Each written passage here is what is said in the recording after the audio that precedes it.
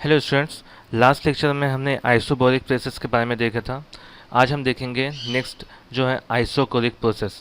तो isochoric process में क्या होता है, it is a constant volume process.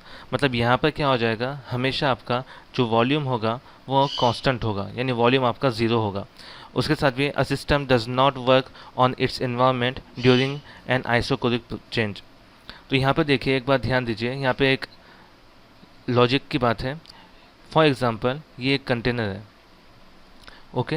ये कंटेनर में कुछ लिक्विड फिल किया हुआ है और इसके वॉल्यूम में कुछ भी ना तो एक्सपांड हो रहा है और ना ही कुछ कॉम्प्रेस हो रहा है, ठीक है। Delta V is equal to zero है, इसके वॉल्यूम में चेंज नहीं हो रहा है। इसका मतलब क्या होगा, जब इसके वॉल्यूम में चेंज नहीं हो रहा है, इसका मतलब ये होगा कि उसका जो वर्क डन है वो वर्क डन भी ज़ीरो होगा, ठीक है।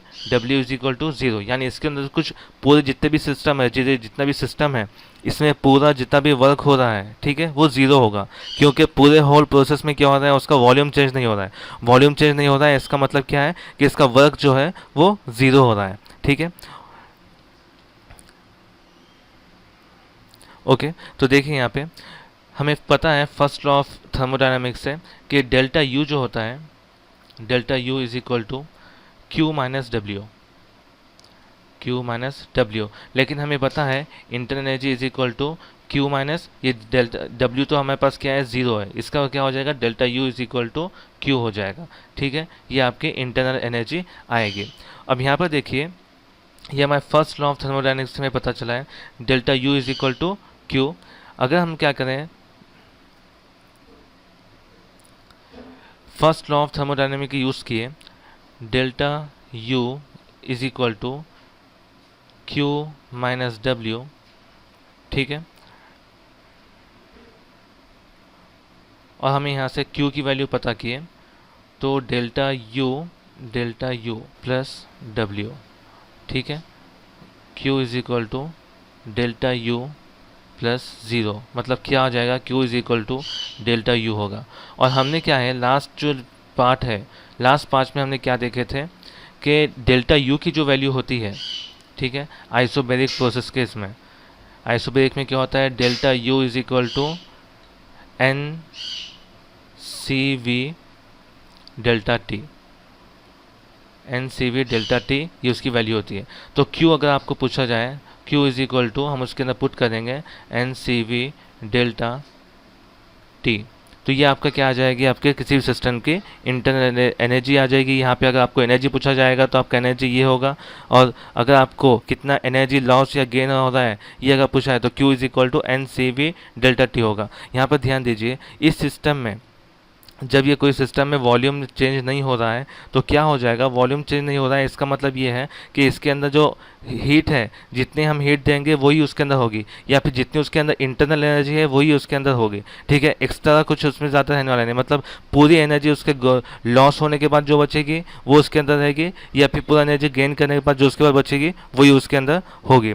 तो ये था आइसोकोरिक के बारे में। तो आइसोकोरिक में क्या देखे हमने कि Q is equal to delta U होगा, इंटरनल एनर्जी आपकी Q होगी। और अगर आपने क्या किया, आपको आइसोबैरिक प्रेशर से पता है कि इंटरनल एनर्जी आपकी क्या होती है, n C V delta T. पहले हमने ये देखी, उसके बाद हमको इंटरनल आइसोबैरिक प्रोसेस से पता है कि delta U is equal to n C V delta T होता है। और वॉल्यूम में इसमें कुछ भी चेंज नहीं होने वाला है, इसलिए डेल्टा वी जो है वो आपका हमेशा डेल्टा वी ज़ीरो होने वाला है, ठीक है।